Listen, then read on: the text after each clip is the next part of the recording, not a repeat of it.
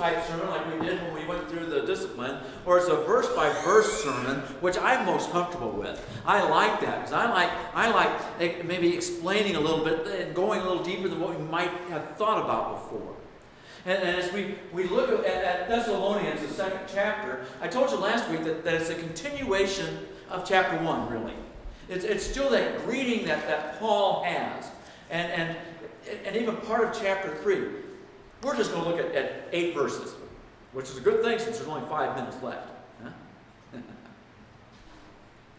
So let's go ahead and start. And I kind of titled this ministry, because that's kind of what Paul's talking about. He's talking about his ministry, trying to get to Thessalonica and talking to them and the things that have happened.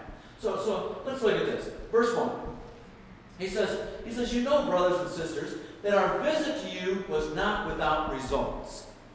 That's great. A lot did happen. And he's already thanked them and talked to them a little bit. And we talked a little bit about what was happening in Thessalonica and in Philippi. Because he's looking and talking to them and saying, you guys did a great job. You've been doing wonderful. Your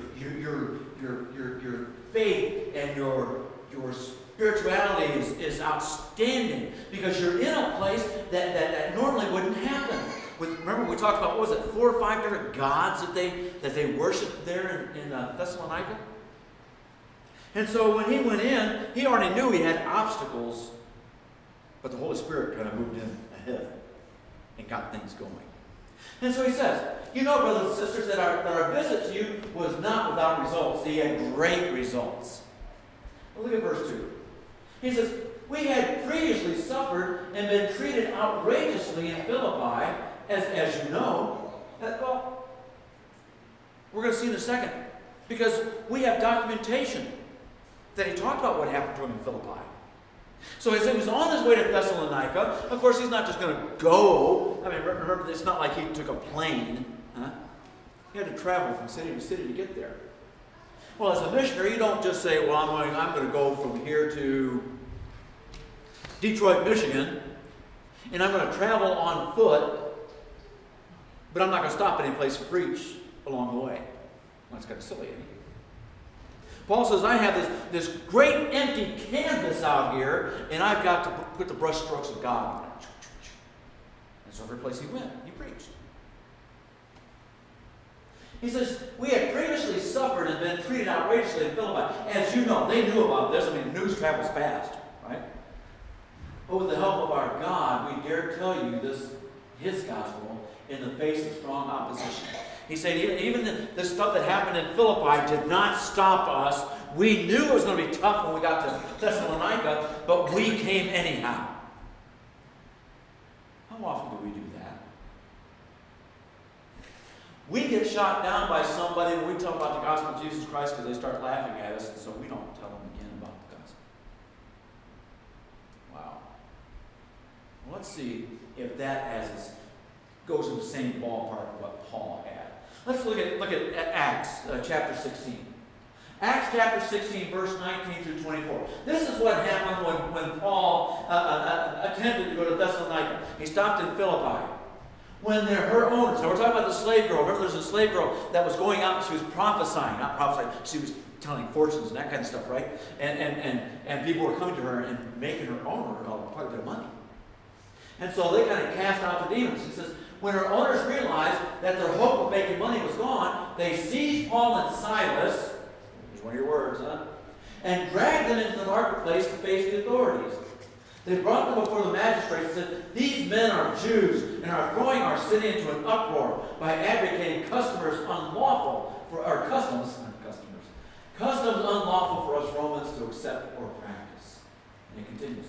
And the crowd joined in the attack against Paul and Silas. And the magistrates ordered them to be stripped and beaten with rods.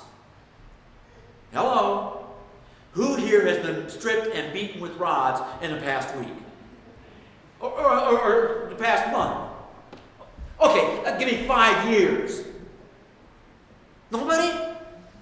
And yet when somebody says, oh, you're one of those Christians, we back off. Wow. Pretty impressive. he was beaten with rods. And after they had been severely flogged, it wasn't just a whack. Huh? After he had been severely flogged, they were thrown into prison, and the jailer was commanded to guard them carefully. And when he received these orders, he put them in the inner cell and fastened their feet in the stocks. So they were beaten basically within an inch of their life, and then they're thrown into the innermost part of the jail, and then fastened in stocks so that they couldn't move.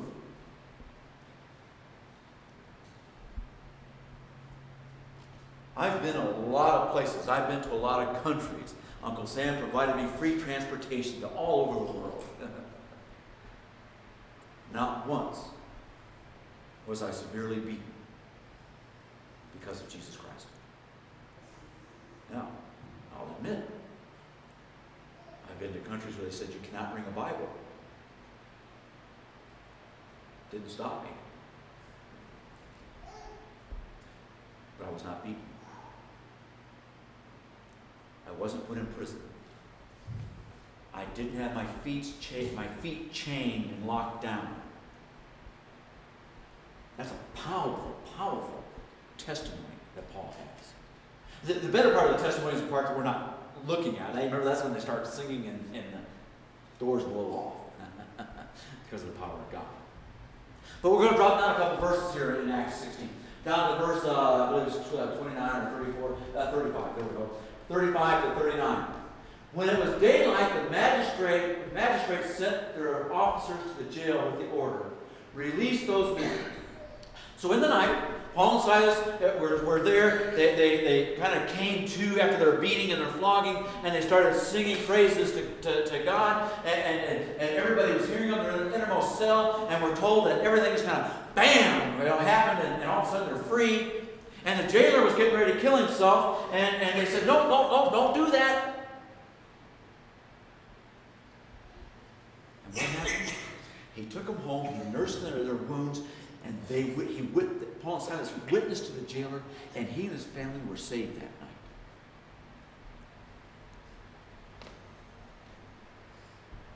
In the morning, the magistrate says to release him.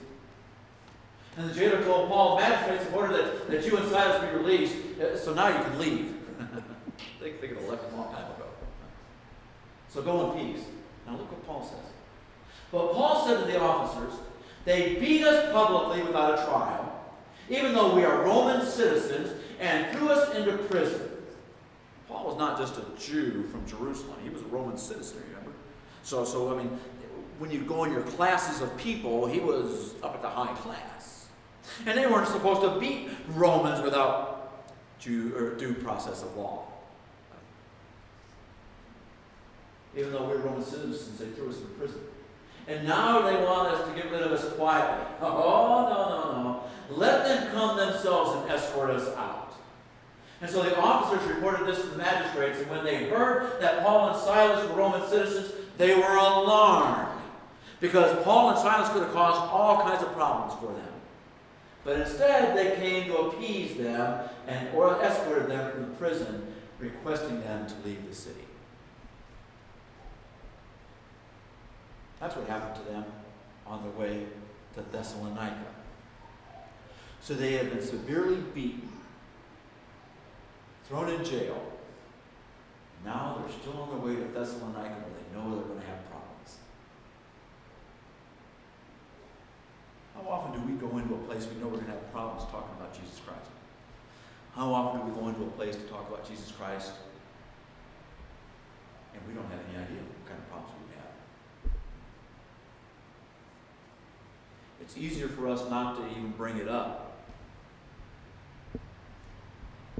than it is to talk about it. And yet, not one of us has been severely beaten because we've said the name Jesus in at least 5 years. I would eventually say probably longer.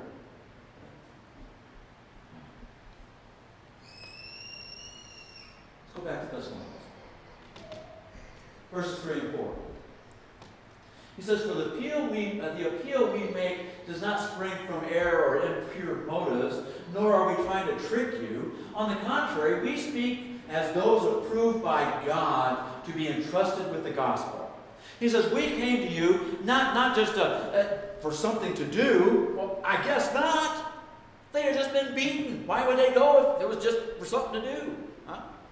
He says, we came to you by someone approved of by God. Oh, well, how does he know that? We're going to find out in a second. It says, we have been entrusted with the gospel. Guess what? You have been entrusted with the gospel. There is no reason that you don't proclaim his name loud and strong. No, I can't do that. You can do it in more ways than you even care to imagine. We can do it with our actions. We can do it in our words. We can do it by just dropping people a card, something that's not done anymore. Huh?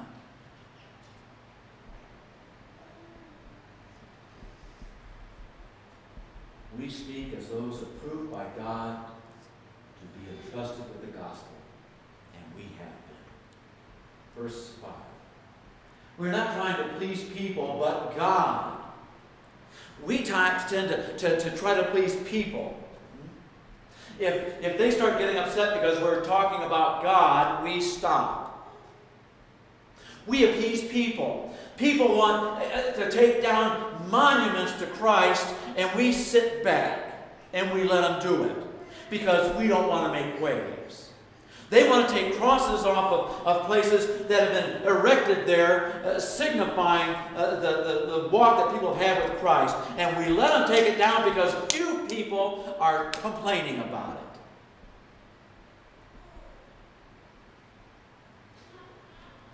You say, well, if we fight that issue, then it makes us not look very Christian. Well, then just roll over and play dead now. We have something very, very powerful that we want the world to know about. And if all we're going to do is just sit back and let everybody else push us around, that word will never get out. Jesus was not quiet. He proclaimed it. Peter was not quiet.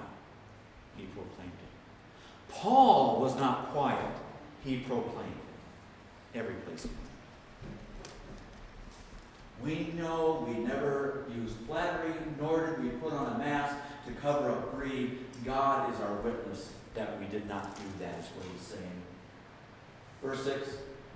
We were not looking for praise from people, not from you or anyone else. He wasn't getting cocky with them. He's just saying, we didn't want your praise, and we wanted God's praise. That's the only reason I go out, he says. That's the only thing I'm doing, is to receive praise from God. That is the only thing you should be doing, Thessalonians. That is the only thing you should be doing, the people of Philippi. That is the only thing you should be doing, Tree of Life Wesleyan Church, is pleasing God and not people. Because there's not one person here that can get you to heaven. That's right. I can't do it. Jesus Christ is the only one who can do that. If you call upon his name and ask forgiveness. Pretty tough. Pretty hard. We're not looking for praise from people, not from you or anyone else. Even though as apostles of Christ, we could have asserted our authority. Actually, that actually says that they could have wielded their authority like a sword. When was the last time you wielded the authority of Christ? Wow. Instead, we were like young children among you. Humble. Small. Kids just want to kind of be around you, the ones that kind of always dragging at your leg and pulling on you. It's fun. That's a blast. I used to love it when we walk in the house and boys would come running. Huh? Paul says, that's how we came to you. Oh, we were excited to meet you. We were excited to see you. Everything that had happened, we were excited about it. He said, just as a nursing mother cares for her children, so we cared for you. So he flips that and says, okay, we came to you as children, but then as a nursing mother, we cared for you. What that really means is, and get that visual, because that's exactly what it means. A nursing mother. That he wanted to provide them with nourishment. He wanted to protect them. Don't take a child away from a nursing mother.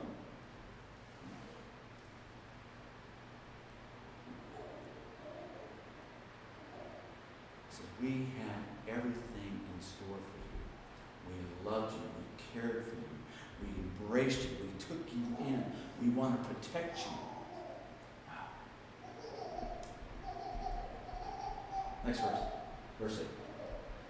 Because we loved you as so much, we were delighted to share with you not only the gospel of God, but our lives as well.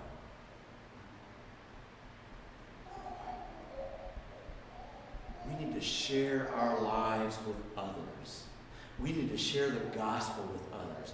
Sometimes we put a dividing line there. We say, okay, we'll share the gospel, but that's it. I don't want to get too personal here. Or we say, okay, we'll get real personal, but I'm not going to share the gospel with you. Paul says, no, I want to share the gospel. And I want to get personal with you. I want to love you. I care for you. I want to do as much as I possibly can for you. I love you so much. I'm going to share everything I have. When was the last time you got a letter or something like that? Or an email like that? Because we loved you so much, we were delighted to share with you not only the gospel of God, but our lives as well. That's a ministry. That's what we are supposed to do. That's what we've been called to do.